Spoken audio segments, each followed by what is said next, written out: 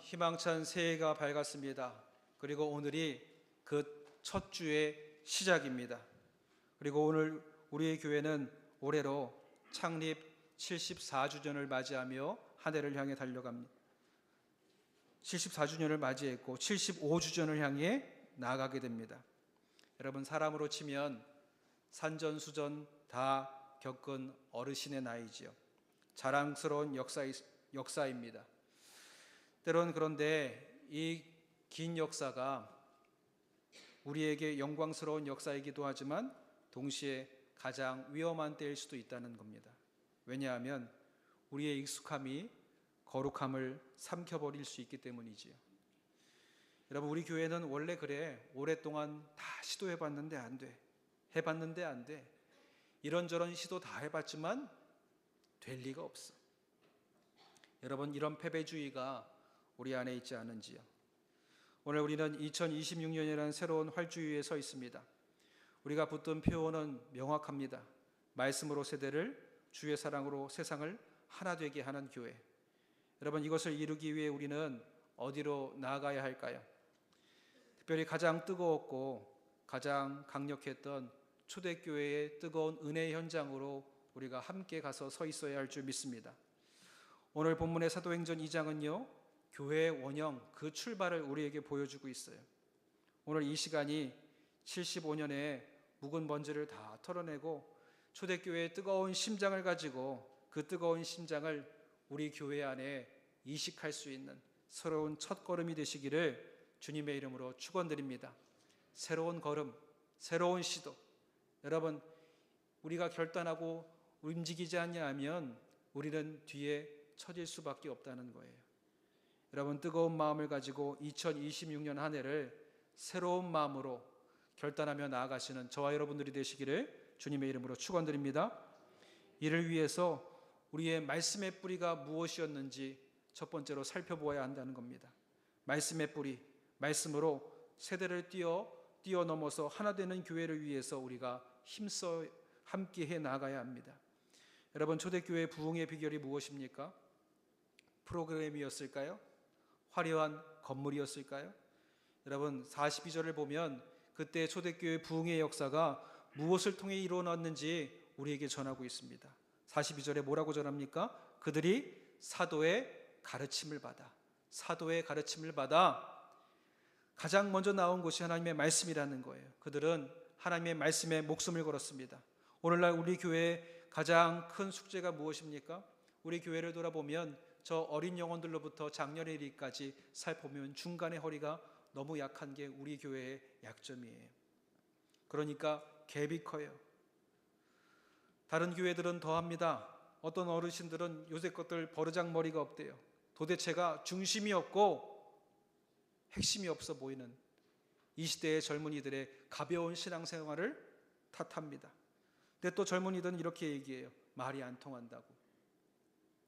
여러분, 이러다 보니까 어떤 일들이 벌어지냐면 갭이 연령대별로 층층이 잘 쌓여져 있으면은 그 틈과 간격을 서로가 메꾸어 갈 수가 있어요.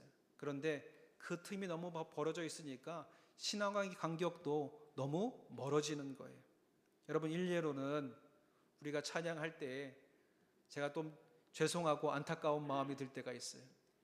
야곱 찬양할 때, 또 오늘 예배 전에 찬양할 때 새로운 곡으로 찬양하면 입을 꾹 다물고 계시는 우리 권사님들, 또 반면에 새로운 찬양하니까 좋은 젊은 우리 성도들, 또다시 이걸 보고 그러면은 찬송가를 해야겠다, 찬송가 딱 부르면은 우리 권사님들은 입술을 벌려서 신나게 찬양하는데 젊은 세대들은 또 풀이 죽어 있어요.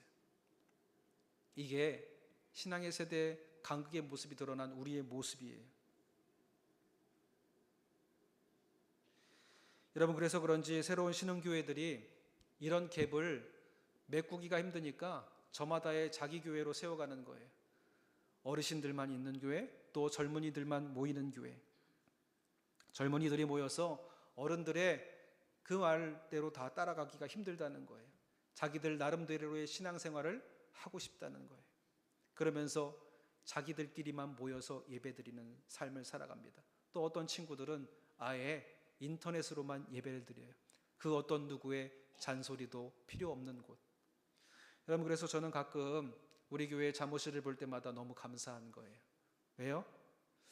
여러분, 사실 그런 마음을 갖고 있는 사람들도 있더라고요. 목사님, 저는 결혼하면 탈출할 겁니다. 어딜 탈출해? 이제 아버지의 잔소리가 없는 곳, 성도들의 쓸데없는 잔소리 없는 곳으로 갈 거예요. 엄마 아빠는 이 교회로 오라고 그러고, 장모님 또 장인어른은 그 교회로 가라 그러고, 차라리 그럴 바에는 아무도 모르는 다른 교회 가서 신앙생활 처음부터 새롭게 할 거라고. 여러분, 신앙의 갭이 이런 아픈 역사도 때로는 만들어낸다는 거예요. 그런데 여러분, 이렇게 3대가 함께 예배하고 또 자녀들이 저렇게 잠옷실에서 함께 예배를 이어갈 수 있는 걸음이 우리 교회 안에서 모인다는 것은 우리에게 또한 희망이 되는 줄 믿습니다. 여러분, 우리가 어른들은 어른들대로 나름의 넓은 마음을 가지고 이 시대의 젊은이들을 품어줄 수 있는 마음을 갖고, 또 우리 젊은 세대들은 어른들의 지난날 신앙의 꼿꼿함과 또 어려운 중에도 그 걸음을 지켜왔던 그 신앙의 여정을 인정해 드리고, 또 그들의 걸음을 본받고자 하는 신앙의 결단이 우리 안에 있을 때에 우리 세대가 또한 하나로 이어지게 될 줄 믿습니다. 여러분, 그런데 가장 중요한 것은 오늘 말씀이 우리에게 전하기를, 하나님의 말씀이 있을 때에 이 세대의 간극이 하나로 이어질 수 있음을 우리에게 전하고 있습니다. 여러분, 이 120명의 우리 출석 교인들과 30명의 우리 아이들, 어떻게 우리가 하나 될 수 있을까요? 세상의 방법으로는 안 된다는 거예요. 오직 하나님의 말씀이 이 간격을 메울 수 있게 될 줄 믿습니다.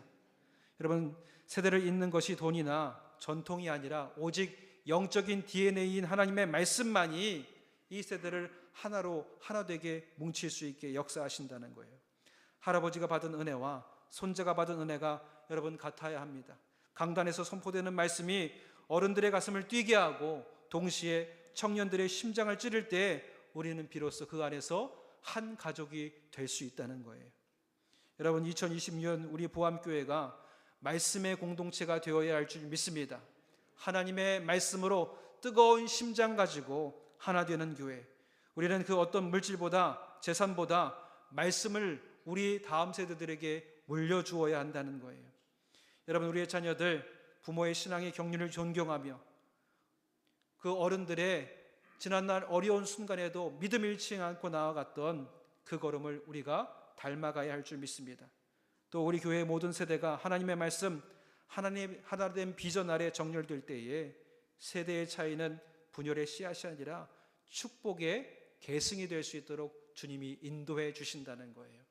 말씀을 삶으로 살아낼 때 우리의 삶을 보고 우리의 다음 세대들이 그 믿음의 걸음을 함께 나아갈 수 있게 될 줄 믿습니다.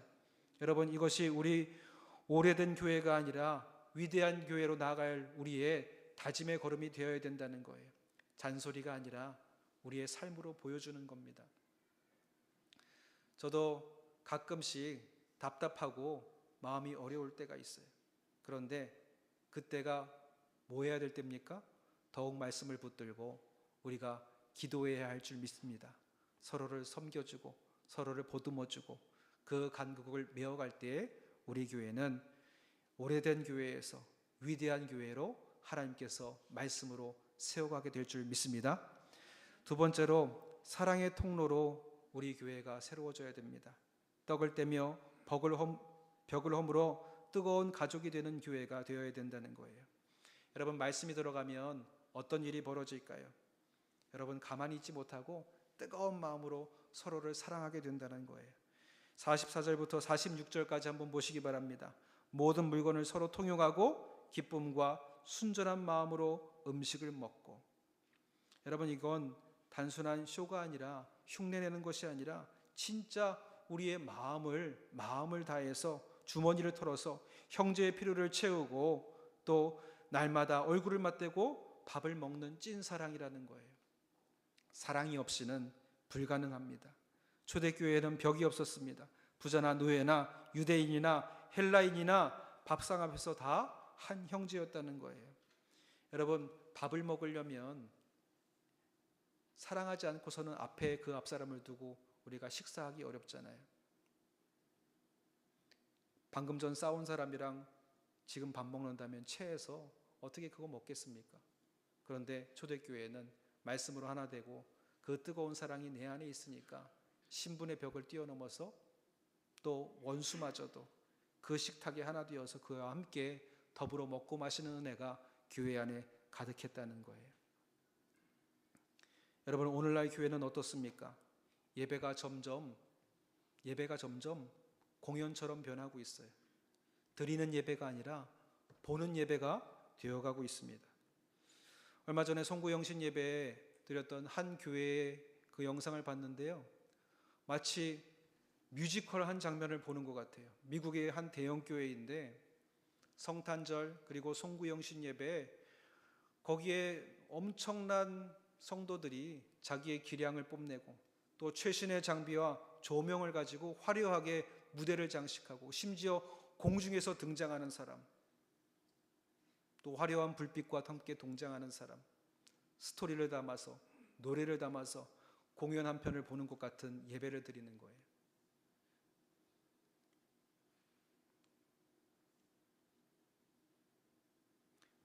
여러분, 우리는 교회입니다. 보는 곳에 있는 자가 아니라 드리는 곳에 있는 자가 우리가 되어야 할 줄 믿습니다. 120명의 어른들, 30명의 아이들, 우리가 하나 될 수 있는 자리는 예수의 피를 나눈 그 은혜의 식탁 안에서 우리가 함께 하나 될 수 있을 줄 믿습니다. 우리는 주님의 피의 은혜를 나눈 혈맹의 공동체라는 거예요. 2026년 우리 안에 보이지 않는 벽들을 우리는 허물어 나아가야 합니다.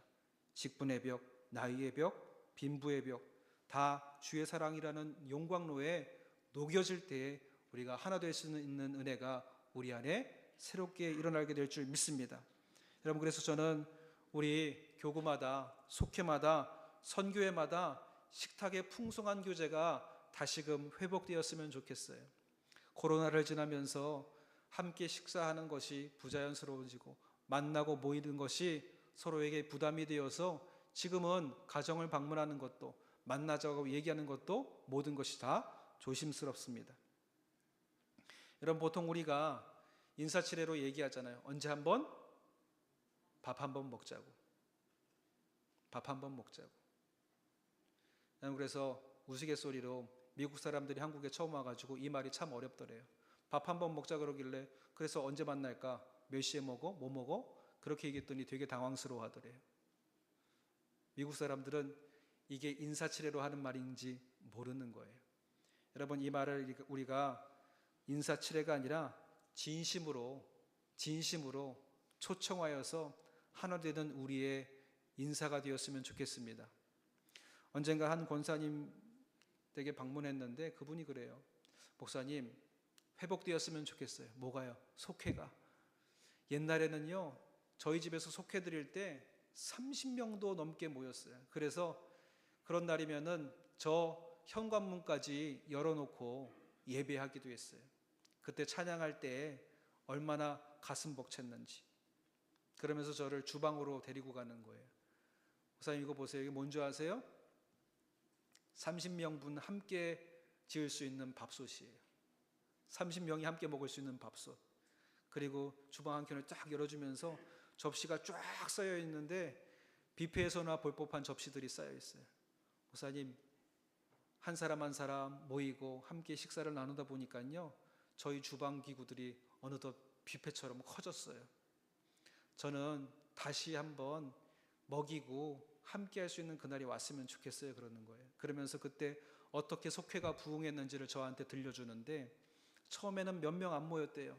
여자들만 모이는데 되게 어렵게 모였대요. 모이더라도 남편이 자꾸 전화하니까 어디 갔어? 밥도 안 주고 뭐해? 밥은 차려놓고 가야지. 이게 항상 부담이었던 거예요. 근데 또 남편 밥 차려놓고 속회 오자니 너무 늦게 되고, 그래서 생각하기를, 야, 그러면 아예 남편들 데리고 와서 여기서 밥을 먹이자. 하나 둘 모이기 시작했대요. 그렇게 속회가 한 주가 되고 두 주가 되고, 그러다가 어느 날 남편이 묻더래요. 이번 주 속회는 언제 드리냐고. 근데 처음에는 말씀이 좋아서가 아니라 뭐가 좋아서? 밥맛이 좋아서. 그날 가면은 다채로운 반찬이 가득하거든요. 그러니까 이번엔 뭐 먹는데? 언제 먹어? 언제 속회해? 그러면서 속회 자리로 모여들게 되는 거예요. 그리고 나서는 이제 남편이 그러더래요. 속회 끝나고, 아니 밥 먹고 도대체 뭐 해? 뭐 하는데 그렇게 오랫도록 히히덕거리고 떠들고 그렇게 신나? 궁금해하는 거예요. 그러면서 처음에는 먹는 자리에서 어떤 자리로? 말씀을 듣고 나누는 자리까지 나오게 되었더랍니다. 여러분, 우리가 말씀의 은혜로 식탁을 통해서 그 은혜를 회복해 나가는 걸음이 우리 안에서 새롭게 이어지게 되시기를 주님의 이름으로 축원드립니다. 떡을 떼며 나눌 때에 우리의 경계가 허물어져 간다는 거예요. 그 뜨거운 사랑의 온기가 우리 교회를 채울 때에 세상 사람들은 우리를 보고 저기가 진짜 천국이구나, 그렇게 기대하면서 우리에게 찾아오게 된다는 겁니다. 여러분, 오래된 교회가 아니라 위대한 교회가 되기 위해서는 이 식탁의 공동체를 우리가 회복하며 나아가야 할 줄 믿습니다. 이 식탁을 통해서 은혜를 나누고 교제할 때에 하나님의 은혜가 회복되는 거예요. 때로는 지치고 힘들면 아무리 좋은 말씀도, 아무리 좋은 위로도 그냥 귀에 닿는 소음일 뿐 도대체가 위로가 되지 않는 거예요. 여러분, 그럴 때 우리가 식탁을 열어놓고 지치고 힘든 성도들을 향해 찾아가서 그들에게 먹이는 은혜를 베풀어야 할 줄 믿습니다. 우리의 육이 회복되고 우리의 영이 회복될 때에 우리 교회가 새롭게 되는 은혜가 저와 여러분들을 통해서 2026년 한 해 이루어지게 되시기를 주님의 이름으로 축원드립니다. 마지막으로 세상을 향해 울림을 주는 공동체가 되어야 된다는 거예요. 손가락질을 받는 교회가 아니라 세상에 박수를 받는 교회. 저와 여러분들을 통해서 우리 교회가 그런 교회가 될 줄 믿습니다. 여러분, 이 대지의 마지막 47절을 보세요. 하나님을 찬미하며 또 온 백성에게 칭송을 받으니 주께서 구원받는 사람을 날마다 더하게 하시니라. 여러분, 여기에 우리의 생각을 뛰어넘는 한마디가 있어요. 온 백성에게. 이 교회가 어떤 특정한 사람들에게 칭찬받은 게 아니라 그 시대에 온 백성들에게 칭찬을 받았다는 거예요. 초대교회 안에서 있는 이 뜨거움이 교회의 담장을 넘어서 그들을 핍박하는 세상 사람들에게조차 저 사람들은 진짜다, 저 사람들은 특별하다, 뭔가 다르다라는 칭찬을 세상의 모든 백성들에게 받았다는 거예요. 여러분, 저는 가끔씩 제가 교인인 것을, 제가 목회자인 것을 드러내기가 부끄러운 순간이 찾아와요. 특별히 뉴스에서 목회자가, 어떤 목사가, 심지어는 자전거 훔친 목사, 별의별 타이틀로 목사라는 사람이 등장하는데, 그런 부끄러운 사건들이 뉴스에 날 때마다 새로운 사람을 만날 때 뭐 하시는 분이세요? 물어보면 저는 하나님의 말씀을 전하는 목회자입니다, 당당하게 말하기가 부끄러워지는 거예요. 저를 오해할까 봐. 여러분, 우리가 코로나 시기에 믿는 사람이란 이유로 얼마나 어려움을 당했습니까? 저 신천지가 신앙을 지킨다는 이유로 질병을 전파하는 온상이 되었을 때 세상은 모든 교회를 동일하게 손가락질했어요. 우리가 아무리 저들과 다르다고 얘기해도 세상은 우리를 다르게 보지 않았습니다. 그래서 한 청년은 그렇게 얘기하더라고요. 목사님, 이런 시대에 교회 간다고 얘기하는 건 직장을 잃어버릴 각오하고 나가야 된다고. 언젠가 그러더라고요. 저는 꼭 주일날 교회 가야 됩니다. 그랬더니 조용히 부르더니 신앙생활은 자유지, 교회 가고 싶으면 교회 가야지, 다만 다음 주에 네 자리가 없을 수 있다는 것은 각오하고 나가. 여러분, 이 이야기가요, 우리가 너무나도 잘 알고 있는 한 국내 대기업에서 일어났던 사건이에요. 지금도 그 여파가 남아있어서 내가 신앙인이라는 건 쉽게 자랑스럽게 드러내고 살기가 어렵습니다. 그런데 여러분, 초대교회는 달랐다는 거예요. 저들의 믿는 신이 누군지, 어떤 기쁨이 저들 안에 있기에 이 어려운 시기에도 저들은 다른 삶을 살 수 있는가, 아주 매력적인 사람들로 그들에게 보였다는 겁니다. 이게 초대교회 부흥의 핵심이었다는 거예요. 야, 도대체 저 사람들은 뭐가 다르게 저렇게 기쁠까? 뭐가 행복할까? 뭐가 저렇게 은혜일까?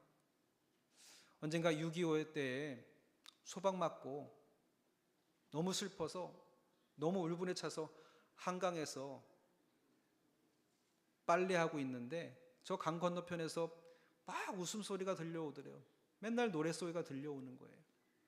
나는 불 하나 꺼트린 것만으로 이렇게 소박당해서 여기 앞에 와가지고 이렇게 빨래하고 있는데 저 인간들은 뭐가 저렇게 좋길래 밤새 노래하고 밤새 저렇게 춤추고 떠들까? 그 얼굴이나 한번 보자고 강 건너서 그 불빛을 따라갔는데 자기보다 나은 사람들이 있을 줄 알았는데 전쟁으로 팔을 잃은 사람, 다리를 잃은 사람, 부모를 잃은 아이들, 집을 잃어버린 사람들, 그런 사람들이 모여서 하나님을 뜨겁게 찬양하고 있더래요. 그래서 궁금해지는 거예요. 도대체 하나님이 무엇이기에 이런 어려움을 당하고도 하나님을 찬양할까? 여러분, 초대교회 공동체들을 향한 로마 사람들의 시선이 그랬다는 겁니다. 주 250년경 로마 제국에 끔찍한 사건이 벌어졌습니다. 역병이 돈 거예요. 키프리아누스라는 역병이 들었는데 하루에 5,000명이나 죽어나갔다고 합니다. 이교도들도 이 전염병이 무서워서 도망치고 심지어는 병든 가족을 길바닥에 내어던지고 도망쳤다는 거예요. 그리고 이들을 치료하던 의사들도 도망가 버렸습니다. 그런데 그때 역병의 한복판으로 들어갔던 사람들이 있었어요. 바로 우리 믿음의 신앙의 선배들이었습니다. 여러분, 이 순간을 알렉산드리아 주교 디오니시우스가 당시를 이렇게 기록해요. 우리 형제들은 위험을 무릅쓰고 환자들을 돌보았다. 그들은 기꺼이 이웃의 병을 자신의 몸으로 옮겨받고 그들의 고통을 대신 짊어지며 평온하게 죽음을 맞이했다. 여러분, 그들은 기도만 한 게 아니라 이교도들의 입술을 적셔주고 고름을 닦아주었습니다. 그리고 그때에 기적이 일어났다는 거예요. 그렇게 병들어가고 죽어가던 그 이교도들이, 이방인들이, 로마의 사람들이 기독교인들의 간호를 받고 살아나기 시작했다는 거예요. 그래서 그들이 세례를 받으러 교회로 몰려왔습니다. 4세기에 기독교인들을 말살하려고 했던 로마 황제 율리아누스조차도 그들을 보면서 이렇게 얘기했어요. 역사에 기독교인들을 향한 그의 고백이 이렇게 기록되어 있습니다. 저 갈릴리 사람들은 자기 가난한 자들뿐만 아니라 우리 가난한 자들까지 먹인다. 이 율리아누스 황제가 두려워했던 것은요, 폭도들도 아니고 폭도들이 가진 무기도 아니고 또 기독교의 교리도 아니라 원수까지 사랑하고 먹이는 저들의 특별한 마음이었다는 거예요. 갇힌 자를 위해서 자신의 밥을 굶어가면서 도와주는 그 차별 없는 사랑을 이 로마의 황제가 두려워했다는 겁니다. 여러분, 이게 당시 교회가 부흥할 수 있었던 가장 큰 매력이었다는 거예요. 여러분, 이 매력이 우리 안에 살아있는지요? 우리 부암교회는 어떻습니까? 여러분, 이 시대의 역병은 바이러스가 아니라는 겁니다. 단절과 고독이에요. 나라가 발전하면서 이웃과 소통하고 나누던 골목은 사라졌어요. 여러분, 예전에 골목길을 갈 때 거기서 만나는 어른들, 이웃들 만나고 인사하고 때로는 저녁에 맛있는 냄새가 풍겨하면 오늘 뭐 먹어? 그러면 고기도 상추도 음식도 나누는 아름다운 공동체의 모습은 더 이상 볼 수가 없습니다. 그 골목길을 엘리베이터가 대신하면서부터 사람들이 만날 일이 없다는 거예요. 심지어는 이런 일도 있었대요. 엘리베이터 타려고 문 열고 나왔는데 그 엘리베이터 앞에 있던 한 옆집 사람이 그렇게 얘기하더래요. 아니, 앞에서 엘리베이터 타고 기다리고 있으면은 조금 있다가 나오셔야죠. 사람 불편하게. 같이 얼굴 마주치는 게 불편하니 서로 안 보게 기다렸다 하는 게 에티켓이라고 얘기하는 거예요. 여러분, 이제는 그렇잖아요. 예전엔 골목길 가면은 아는 형, 동네 오빠, 누나, 형님 만날까 하고 골목 거기를 이렇게 돌아서는 게 우리의 기대였는데, 여러분 이제 골목길 가다가 사람 만나면 어때요? 무서워요. 두려워요. 지금 그런 세상이 되어버렸어요. 아이들을 만나면 예쁘다고 해주고 어르신들에게 인사하고 또 만나는 것을 불편으로 여기지 않는 아름다운 공동체, 여러분 그 공동체가 우리 교회가 되어야 되겠고 이 교제를 우리가 회복해 나가야 할 줄 믿습니다. 여러분, 이런 무관심 속에 세상의 고독사는 점점 늘어가고요, 또 홀로 있는 외로운 이들이 점점 많아져 가고 있습니다. 여러분, 우리끼리만 모여서 좋고 기쁘면 되는 공동체가 아니라 우리가 그 사랑과 은혜를 세상과 함께 나누는 은혜의 공동체로 세워져 가게 되시기를 주님의 이름으로 축원드립니다. 그리고 기대하게 되는 거예요. 하나님, 우리 부암교회도 저 초대교회처럼 저 부암교회가 있어서 동네가 밝아지더라. 저 부암교회가 있어서 세상이 박하고 흉흉해도 역시 교회가 희망이더라. 저 부암교회 사람들은 진짜 사람들이 다르더라. 여러분, 이런 칭찬이 세상의 사람들의 입에 있게 되기를 저는 간절히 바랍니다. 여러분, 그리고 초대교회 로마인들이 기독교인들을 향해서 이렇게 평가했대요. 그들은 가난하지만 많은 사람을 부유하게 합니다. 그들은 모욕을 당하지만 모욕하는 자를 존중합니다. 그들은 식탁은 공유하지만 침대는 공유하지 않습니다. 여러분, 그 시대 사람들은 인색했지만 기독교인들은 정반대였다는 거예요. 성적으로는 거룩하고 배타적이었지만 경제적으로는 누구나에게 열려있는 사람들이 기독교인들이었다는 겁니다. 오늘날 현대사회가 성적인 방종과 경제적인 이기주의로 치닫고 있는 상황에서 이 고대의 초대교회의 모습은 우리에게 뜨거운 울림을 주는 거예요. 교회를 향했던 손가락이 교회를 향한 찬미와 칭송으로 바뀌고 날마다 구원받는 사람을 더하게 하시는 역사, 바로 저와 여러분을 통해서 우리가 사랑과 은혜를 나눌 때에 이 역사가 우리 안에서 회복되게 될 줄 믿습니다. 여러분, 2026년 위대한 향해를 향해서 달려갈 때에 74년의 역사는 우리에게 훈장이지만 안주할 자리가 아니라는 겁니다. 2026년이라는 거친 바다로 우리가 새로운 희망과 포부를 가지고 열어가야 할 줄 믿습니다. 말씀으로 돌아가서 말씀으로 하나 되는 거예요. 사랑으로 벽을 허무는 겁니다.